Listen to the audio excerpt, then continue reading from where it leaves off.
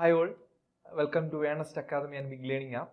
അപ്പോൾ നമ്മൾ ഇന്ന് ഡിസ്കസ് ചെയ്യാൻ പോകുന്നത് നമ്മുടെ RRB ഗ്രൂപ്പ് ഡി എക്സാമിന് സിലബസിലുള്ള നമ്മുടെ ജനറൽ സയൻസിന്റെ ഭാഗത്തു നിന്നുള്ള കുറച്ച് പ്രീവിയസ് ഇയർ ക്വസ്റ്റ്യൻസും MCQസുമാണ്. നമുക്കറിയാം ഓൾറെഡി ജനറൽ സയൻസ് എന്ന് പറയുന്നത് RRBയെ സംബന്ധിച്ച് വളരെ ഇമ്പോർട്ടൻറ്റ് ടോപ്പിക്കാണ്. ഈ പറയുന്ന നമ്മൾ NCERT ടെക്സ്റ്റിലെ 10th വരെയുള്ള NCERT ടെക്സ്റ്റിലെ ഫിസിക്സ്, കെമിസ്ട്രി, ബയോളജി ഭാഗം ഉൾപ്പെടുന്നതാണ് നമ്മുടെ ജനറൽ സയൻസ് എന്ന് പറയുന്നത്. അപ്പം ഇതിനകത്തുനിന്ന് പല തവണകളായിട്ട് ഒത്തിരി ക്വസ്റ്റ്യൻസ് ചോദിക്കാറുണ്ട്. നമുക്ക് സ്വാഭാവികമായിട്ടും നമ്മൾ ഡിഗ്രി ചെയ്യുന്നതിന് മുമ്പ് നമുക്ക് സ്വാഭാവികമായിട്ടും ജനറൽ സയൻസ് എല്ലാം അറിയാവുന്നതാണ്. പക്ഷേങ്കിൽ ഡിഗ്രിക്ക് ശേഷം നമ്മൾ വീണ്ടും പഴയ ക്ലാസ്സുകളിലേക്ക് തിരിച്ചു പോയി ഫിസിക്സ്, കെമിസ്ട്രി, ബയോളജി പഠിച്ചതിന് ശേഷം മാത്രമേ ഈ സിലബസ് വെച്ച് ഗ്രൂപ്പ് ഡി എക്സാംസ് എഴുതാൻ പറ്റത്തുള്ളൂ. അപ്പം നമ്മൾ ഇന്ന് ഡിസ്കസ് ചെയ്യാൻ പോകുന്നത് ഗ്രൂപ്പ് ഡി എക്സാമിന്റെ കുറച്ച് പ്രീവിയസ് ക്വസ്റ്റ്യൻസും MCQസും ആണ്. അപ്പം നമുക്ക് ക്വസ്റ്റ്യൻസിലേക്ക് പോവാം. അപ്പം ഫസ്റ്റ് ക്വസ്റ്റ്യൻ എന്ന് പറയുന്നത്, how will the light rays passing from air into a glass prism bend? നമുക്കറിയാം ഇത് ഫിസിക്സിൽ നിന്നുള്ള ചോദ്യമാണ്. ഈ ചോദ്യം എന്ന് പറയുന്നത് റിഫ്ലക്ഷനും റിഫ്രാക്ഷനും എന്ന് പറയുന്ന ഭാഗത്തെയാണ്. വളരെ ഇമ്പോർട്ടൻ്റ് ആയിട്ട് ഫിസിക്സിൽ ഡിസ്കസ് ചെയ്യേണ്ട ഒരു ഭാഗമാണ് റിഫ്ലക്ഷൻ റിഫ്രാക്ഷനും. അപ്പോൾ അതിനകത്ത് നമ്മൾ പറയാറുണ്ട് ഈ ക്വസ്റ്റ്യൻ വന്നിരിക്കുന്നത് റിഫ്രാക്ഷൻ. എന്താണ് റിഫ്രാക്ഷൻ എന്ന കാര്യം? റിഫ്രാക്ഷൻ എന്ന് പറഞ്ഞു കഴിഞ്ഞാൽ ഒരു മീഡിയത്തിൽ നിന്നും മറ്റൊരു മീഡിയത്തിലേക്ക് ലൈറ്റ് പാസ് ചെയ്യുമ്പോൾ ലൈറ്റിന് ഉണ്ടാകുന്ന ബെൻഡിങ്ങിനെയാണ് നമ്മൾ എന്ത് പറയുന്നത്? റിഫ്രാക്ഷൻ എന്ന് പറയുന്നത്. ഇത് ഉണ്ടാകാനുള്ള കാരണം മീഡിയത്തിന്റെ ഒപ്റ്റിക്കൽ ഡെൻസിറ്റി അല്ലെങ്കിൽ റിഫ്രാക്റ്റീവ് ഇൻഡെക്സിനെ ബേസ് ചെയ്തതാണ്. അപ്പൊ നമ്മുടെ ക്വസ്റ്റ്യനകത്ത് ഇപ്പൊ പറഞ്ഞിരിക്കുന്നത്, ഇപ്പൊ ലൈറ്റ് റേ പാസ് ചെയ്യുന്നത് എയറിൽ നിന്നും ഗ്ലാസിലേക്കാണ്. ഓക്കെ, അപ്പൊ നമ്മൾ ഒരു നോർമൽ വരച്ചതിന് ശേഷം നമ്മുടെ ലൈറ്റ് റേ കാണിക്കുകയാണെങ്കിൽ ലൈറ്റ് റേ വരുന്നു. അതിപ്പം ഒന്നാമത്തെ മീഡിയം എന്ന് പറയുന്നത് അത് എയർ ആയിട്ടാണ് ക്വസ്റ്റ്യനിൽ പറഞ്ഞിരിക്കുന്നത്. രണ്ടാമത്തെ മീഡിയം ഗ്ലാസ് ആണ്. അപ്പൊ നമുക്ക് സ്വാഭാവികമായിട്ടും അറിയാം, ഓൾറെഡി നമ്മൾ ഡിസ്കസ് ചെയ്യുമ്പോൾ ടോപ്പിക് സബ്ജക്ട് വൈസ് ഡിസ്കസ് ചെയ്യുമ്പോൾ അതിനകത്ത് പറയുന്നതാണ് ഓരോ മെറ്റീരിയൽസിന്റെയും റിഫ്രാക്റ്റീവ് ഇൻഡെക്സിനെ കുറിച്ച് സംസാരിക്കാറുണ്ട്. അപ്പം എയറിന്റെ റിഫ്രാക്റ്റീവ് ഇൻഡെക്സും ഗ്ലാസിന്റെ റിഫ്രാക്റ്റീവ് എന്നിനെ കുറിച്ച് പറയുകയാണെങ്കിൽ ഗ്ലാസിന്റെ റിഫ്രാക്റ്റീവ് ഇൻഡെക്സ് എന്ന് പറയുന്നത് എപ്പോഴും എയറിനെക്കാട്ടിലും കൂടുതലാണ്. അപ്പോൾ ഇവിടുത്തെ കേസ് എന്ന് പറയുന്നത് രണ്ട് കേസാണ് നമുക്ക് പഠിക്കാനുള്ളത്. ഒന്ന്, റിഫ്രാക്റ്റീവ് ഇൻഡെക്സ് എന്ന് പറയുന്നത് റിഫ്രാക്റ്റീവ് ഇൻഡെക്സ് കൂടിയ മീഡിയത്തെ നമ്മൾ വിളിക്കുന്നത് ഡെൻസർ മീഡിയം എന്നാണ്. വളരെ ഇമ്പോർട്ടന്റ് ആണ്. ഇൻഡെക്സ് കൂടിയ മീഡിയത്തെ ഡെൻസർ മീഡിയം എന്നും റിഫ്രാക്റ്റീവ് ഇൻഡെക്സ് കുറഞ്ഞ മീഡിയത്തെ നമ്മൾ റെയറർ മീഡിയം എന്നും പറയും. ഇനി നമുക്ക് മനസ്സിലാക്കേണ്ട രണ്ടാമത്തെ കാര്യം എന്ന് പറഞ്ഞാൽ, ഒരു ലൈറ്റ് റേ റെയറിൽ നിന്നും ഡെൻസറിലേക്ക് പോവുകയാണെങ്കിൽ ആ ലൈറ്റ് റേ എന്ന് പറയുന്നത് ബെൻഡിങ് ടുവേർഡ്സ് നോർമലിലേക്ക് ബെൻഡിങ് ടുവേർഡ്സ് നോർമൽ. വളരെ ഇമ്പോർട്ടന്റ് ആണ്, എപ്പോഴും ചോദിക്കുന്നതാണ്. ഓക്കെ, അതേ കൂട്ട് രണ്ടാമത്തെ കേസ് ഡെൻസറിൽ നിന്നും റെയറിലേക്കാണെങ്കിൽ ആ ലൈറ്റ് റേ എന്ന് പറയുന്നത് ബെൻഡിങ് എവേ ഫ്രം നോർമൽ. ഈ രണ്ട് കേസാണ് ഉള്ളത്.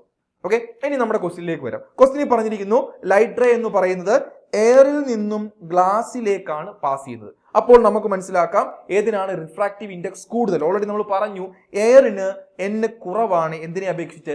ഗ്ലാസിനെ അപേക്ഷിച്ച്. അപ്പൊ നമുക്കിപ്പോൾ അറിയാം ഈ ക്വസ്റ്റ്യൻ പറയുന്നത് എയറിന്റെ റിഫ്രാക്റ്റീവ് കുറവും ഗ്ലാസിന്റെ കൂടുതലുമാണ്. അതുകൊണ്ട് ഇവിടെ റെയറിൽ നിന്നും ഡെൻസറിലേക്ക് പോകുന്ന കേസാണ്, റെയർ ടു ഡെൻസർ. അപ്പൊ നമ്മൾ ഓൾറെഡി പറഞ്ഞു റെയർ ടു ഡെൻസർ ആണെങ്കിൽ ബെൻഡിങ് ടുവേർഡ്സ് നോർമൽ. ഇങ്ങനെ വരുന്ന ലൈറ്റ് റേ ഇങ്ങനെ ബെൻഡിങ് ടുവേർഡ്സ് നോർമൽ ആണ്. ഓക്കെ, അതുകൊണ്ട് നമ്മുടെ ക്വസ്റ്റ്യന്റെ ഓപ്ഷൻ എന്ന് പറയുന്നത് ഓപ്ഷൻ എ, ടുവേർഡ്സ് നോർമൽ എന്നുള്ള ആൻസർ കിട്ടും. ഈസി ആയിട്ട് കിട്ടും.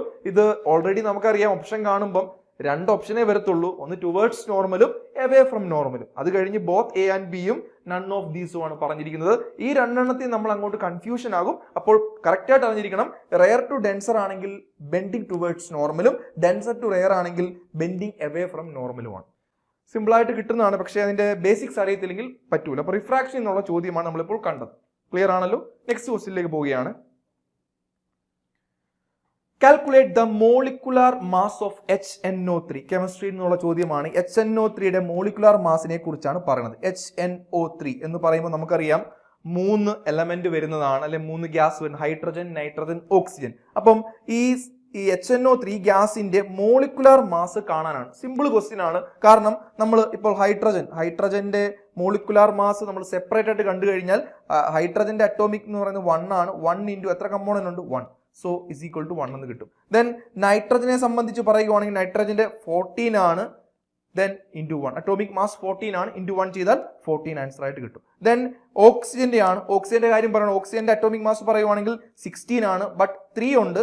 സോ 16 into 3 that is 48 എന്ന് വരും. ടോട്ടൽ ചെയ്യുമ്പോൾ 48 plus 14 plus 1 that 62 plus 1 this 63 unit എന്ന് കിട്ടും. So option B is the right answer for this question. Okay, question answer വന്നിരിക്കുന്നത് 63 യൂണിറ്റ് എന്നാണ് ബി. അതുകൊണ്ട് തന്നെ ചോദിക്കാറുള്ളതാണ് വാട്ടറിന്റെ H2 ചോദിക്കാറുണ്ട്. ഓക്കെ, H2 കുറിച്ച് പറയുകയാണെങ്കിൽ സിമ്പിൾ ആണ്. H2ന്റെ Hന്റെ 2 × 2 വരും, ദാറ്റ് ഈസ് ഈക്വൽ ടു 4 എന്ന് വരും.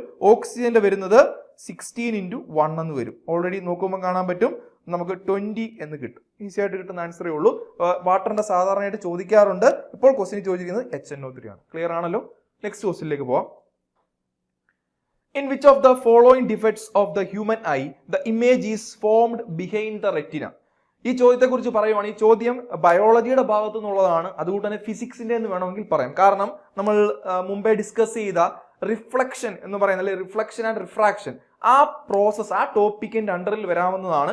കൂടാതെ ബയോളജിയിൽ ഈ ഹ്യൂമൻ ഐയെ കുറിച്ച് നമുക്ക് പഠിക്കാനുണ്ട്. അപ്പം ചോദ്യം പറഞ്ഞിരിക്കുന്നത് നമുക്കറിയാം, നമ്മുടെ റെറ്റിനയ്ക്ക് മുൻപിലും പിറകിലുമായിട്ട് ഇമേജ് ഫോം ചെയ്യുന്നതിനെ കുറിച്ചാണ് ചോദ്യം പറഞ്ഞിരിക്കുന്നത്. ഓക്കെ, അങ്ങനെയെങ്കിൽ നമ്മുടെ റെറ്റിനയ്ക്ക് ഇപ്പോൾ പറഞ്ഞിരുന്ന ക്വസ്റ്റ്യൻ എന്ന് പറഞ്ഞു കഴിഞ്ഞാൽ ബിഹൈൻഡ് ദ റെറ്റിനയാണ്. അപ്പം ഇമേജ് ഫോം ചെയ്യുന്നത് ബിഹൈൻഡ് ആണെങ്കിൽ ആ പ്രശ്നത്തെ നമ്മൾ പറയുന്ന പേരാണ് ഹൈപ്പർ മെട്രോപ്പി എന്ന് പറയും. ഹൈപ്പർ മെട്രോപ്പിയ.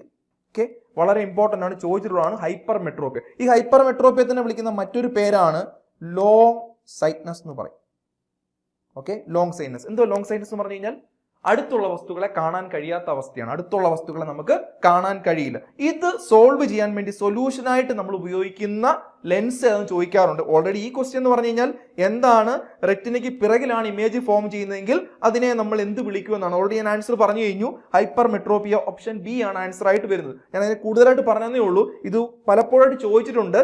ഇത് സോൾവ് ചെയ്യാൻ വേണ്ടി ഉപയോഗിക്കുന്ന ലെൻസിന്റെ പേരാണ് കോൺവെക്സ് ലെൻസ് എന്നാണ് ഇതിന് പറയുന്നത്. കോൺവെക്സ് ലെൻസ് വളരെ ഇമ്പോർട്ടന്റ് ആണ്, ചോദിച്ചിട്ടുണ്ട്.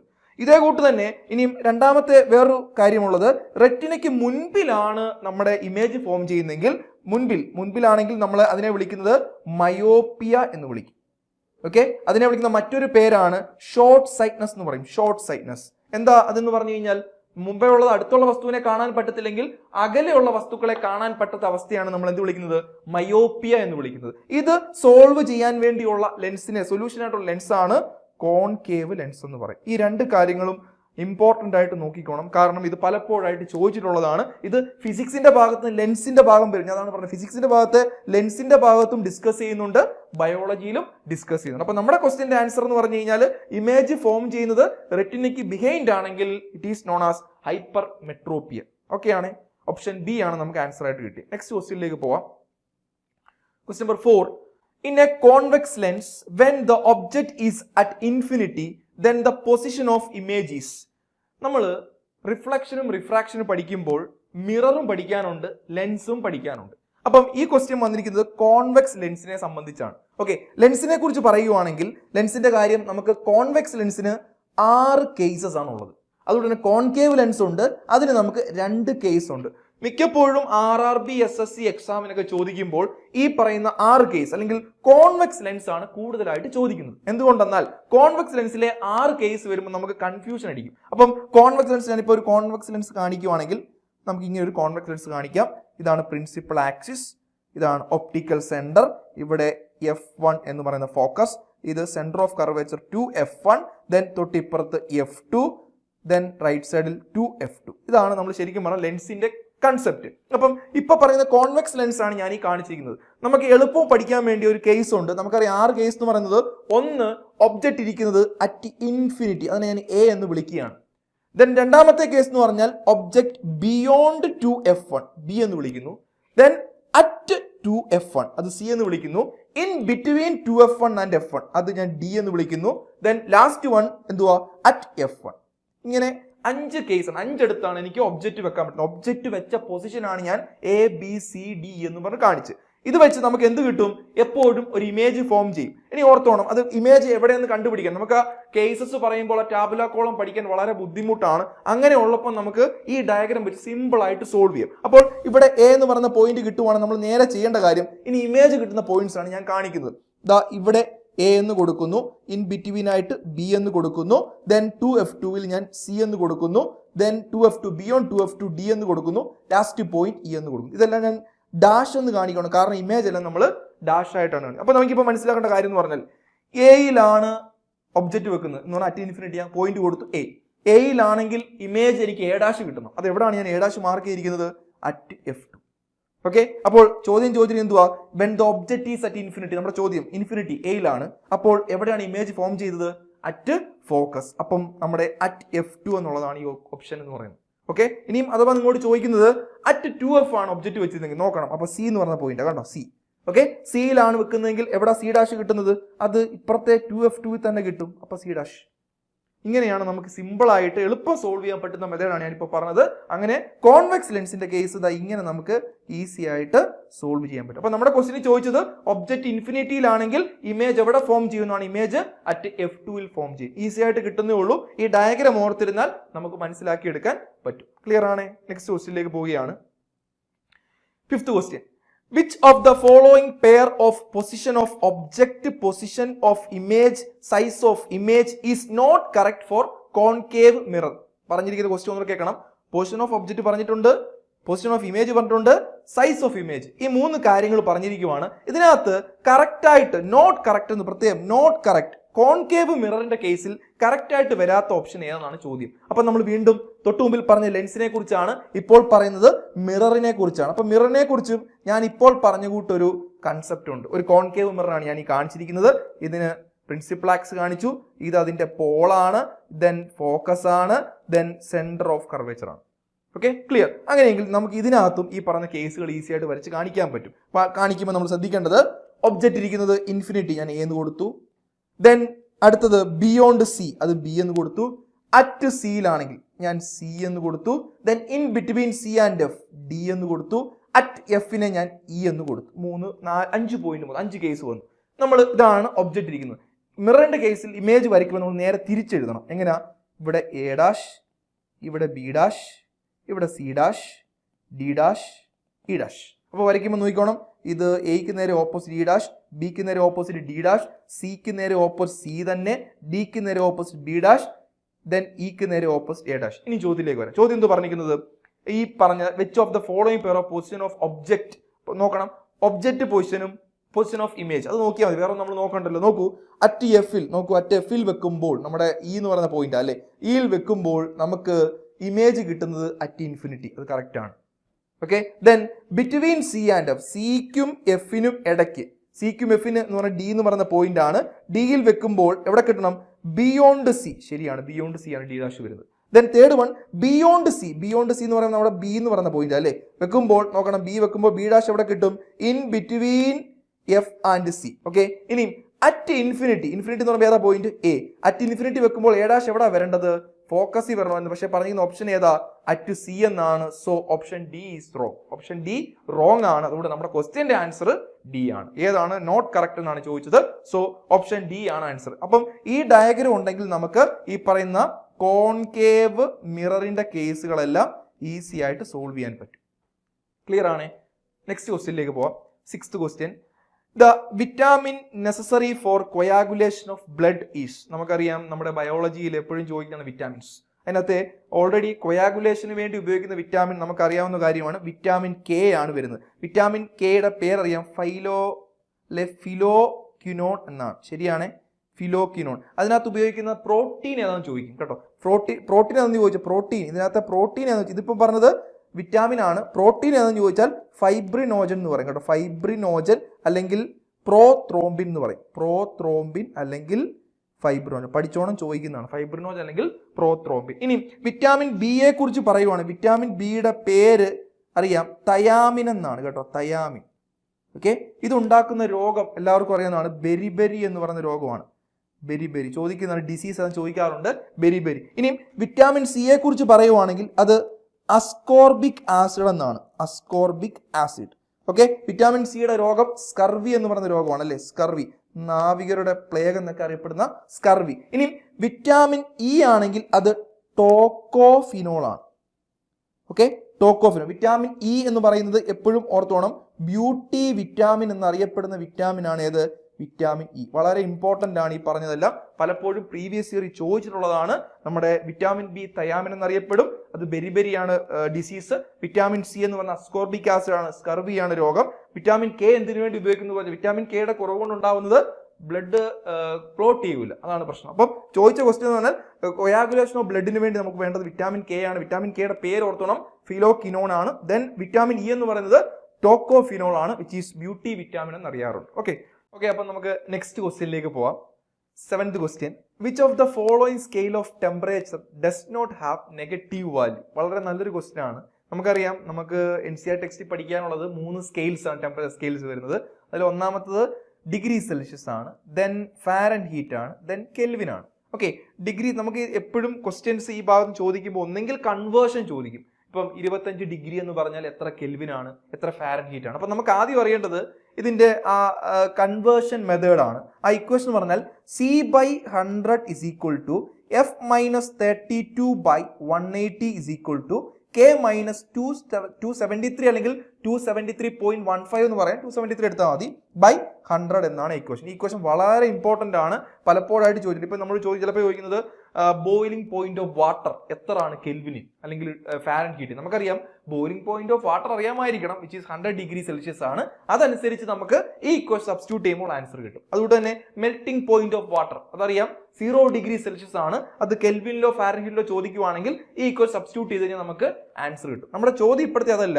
Which of the following scale of temperature does not have negative value? ഈ കാണുന്ന 3 സ്കെയിൽ ഇപ്പൊ തന്നെ പറഞ്ഞിരിക്കുന്നത് സെൽഷ്യസ് ഉണ്ട്, ഫാരൻഹീറ്റ് ഉണ്ട്, കെൽവിൻ ഉണ്ട്, റീമർ ഉണ്ട്. റീമർ സ്കെയിൽ ഓൾറെഡി നമ്മൾ ഡിസ്കസ് ചെയ്യാറില്ല. അങ്ങനെ 6/180 എന്ന് വരുന്നതാണ്, നമ്മളത് എടുക്കാറില്ല.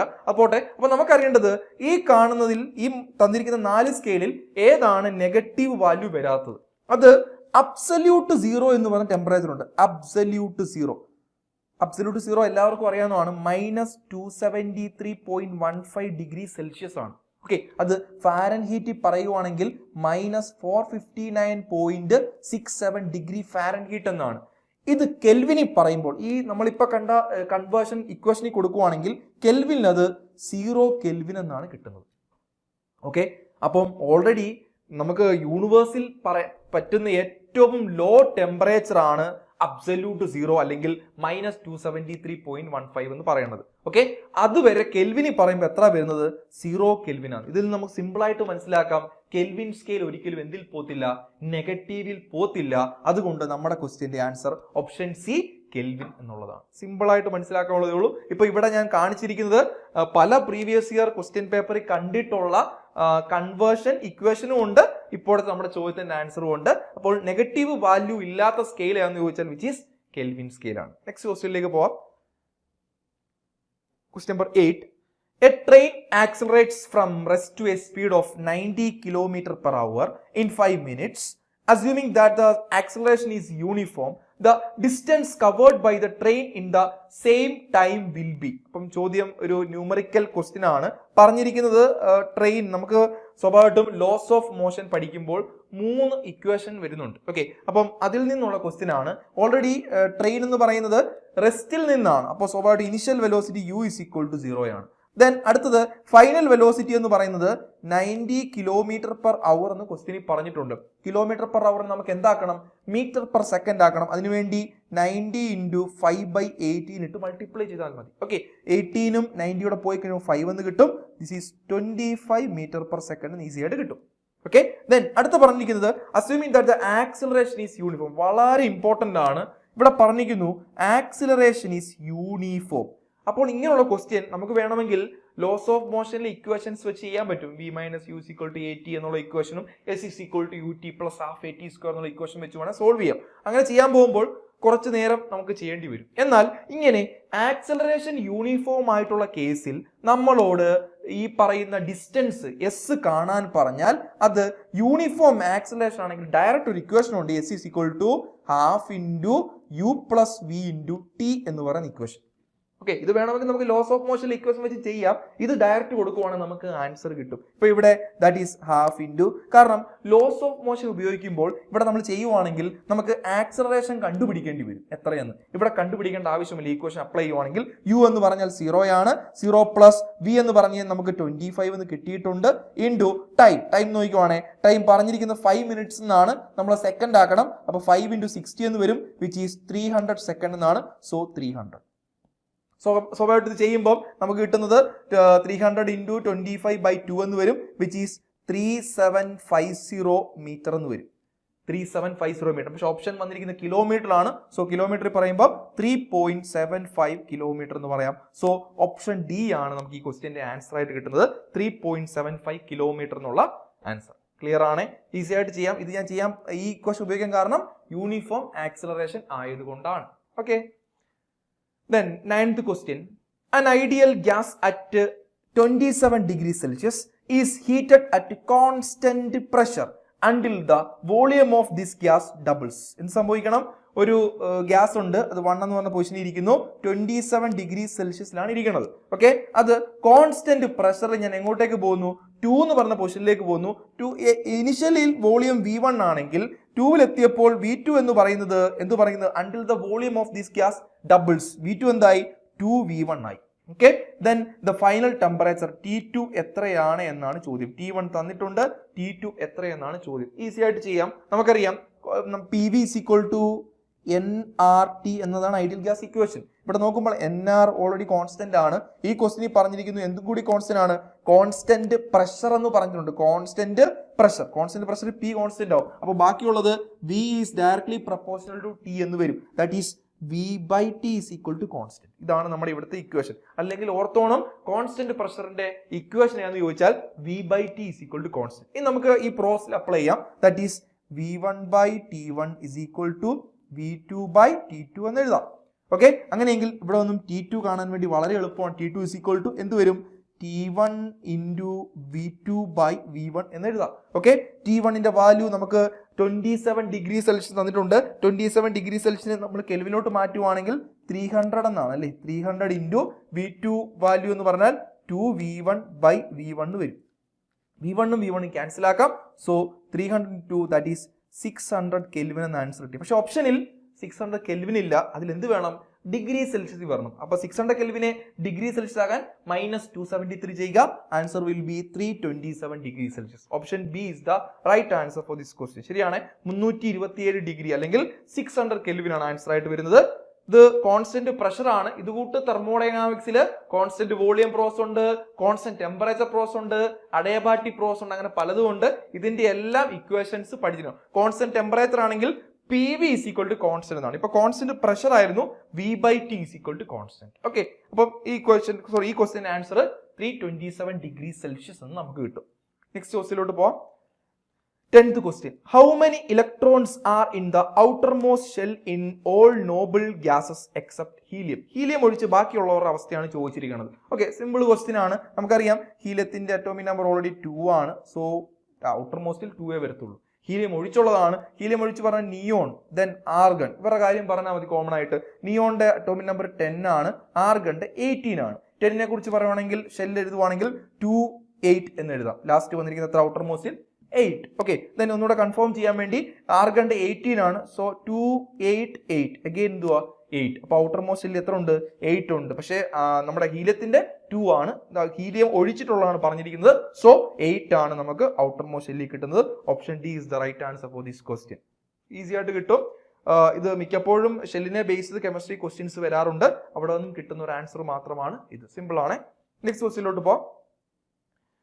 The ore of lead is known as. അപ്പം ഇത് എപ്പോഴും കെമിസ്ട്രിയുടെ ഭാഗത്ത് ചോദിക്കുന്നതാണ്. ഓർസ് ചോദിക്കാറുണ്ട്. ഓക്കെ, ഇപ്പം നമ്മൾ പറയുകയാണെങ്കിൽ ശരിക്കും ഈ ക്വസ്റ്റ്യൻ ലെഡിന്റെ ഓർ ആണ് ചോദിച്ചിരിക്കുന്നത്. ഓക്കെ, ലെഡിന്റെ ഓറിന്റെ പേര് ഗലീന എന്നാണ്. ഓക്കെ, അതേ കൂട്ട് തന്നെ ഇപ്പം അലൂമിനിയത്തിന്റെ ഓറിന്റെ പേരാണ് ബോക്സൈറ്റ്. ഓർത്തിരുന്നോണം, എപ്പോഴും ചോദിക്കുന്നതാണ് ബോക്സൈറ്റ്. അതുകൊണ്ട് തന്നെ മെർക്കുറിയുടെ ഓറിന്റെ പേരാണ് സിന്നബാർ. Okay, cinnabar. ദെൻ നമ്മുടെ സിങ്കിന്റെ ഓറിന്റെ പേരാണ് കലാമിൻ. സിങ്ക് ബ്ലെൻഡ് എന്നും പറയുന്ന ഓറുണ്ട് കേട്ടോ. സിങ്ക് ബ്ലെൻഡും ഉണ്ട്, കലാമിനും ഉണ്ട്. അതുകൊണ്ട് തന്നെ അയണിന്റെ Feയുടെ ഓറാണ് മാഗ്നറ്റൈറ്റ് അല്ലെങ്കിൽ ഹേമറ്റൈറ്റ് എപ്പോഴും ചോദിക്കാറുള്ളതാണ് ഇതെല്ലാം കേട്ടോ. ഇത് വളരെ ഇമ്പോർട്ടൻ്റ് ആണ്. പിന്നെയാണ് ഞാനിപ്പോൾ പറഞ്ഞ ലെഡ് PBയുടെ ആണ് ഈ ഗലീൻ എന്ന് പറയുന്നത്. ഇത് എപ്പോഴും ചോദിക്കുന്ന ഒരു ഭാഗമാണ്, ഇമ്പോർട്ടൻ്റ് ആയിട്ട് പഠിച്ചോണം. ഓർസ് എപ്പോഴും ചോദിക്കും. അപ്പം ഇപ്പം ഞാൻ പറഞ്ഞത് നമ്മുടെ ചോദ്യം ലെഡിനെ കുറിച്ചായിരുന്നു. സോ ഗലീനയാണ്. ഞാൻ കുറെ വേറെ ഓർസും ചോദിച്ചിട്ടുള്ള കുറെ ഓർസ് കൂടെ ഇവിടെ മെൻഷൻ ചെയ്തിട്ടുണ്ട്. അപ്പോൾ ഈ ക്വസ്റ്റ്യന്റെ ആൻസർ ഓപ്ഷൻ സി ഗലീന എന്നുള്ളത് ആൻസർ ആയിട്ട് വരും. നെക്സ്റ്റ് ക്വസ്റ്റ്യനിലേക്ക് പോവാം.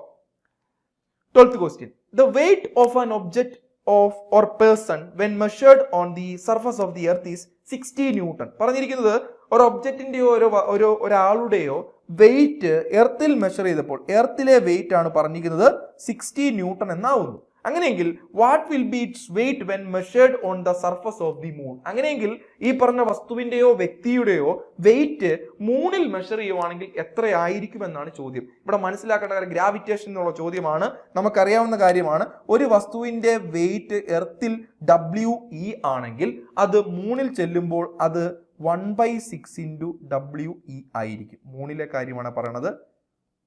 മനസ്സിലായോ? അങ്ങനെയെങ്കിൽ നമ്മുടെ ക്വസ്റ്റ്യൻ അനുസരിച്ച് ഇപ്പോൾ പറഞ്ഞ 60 ന്യൂട്ടൺ ആണ് വെയിറ്റ് എങ്കിൽ അത് മൂണിലെ വെയിറ്റ് കാണാൻ പറയുമ്പോൾ എന്ത് ചെയ്താൽ മതി?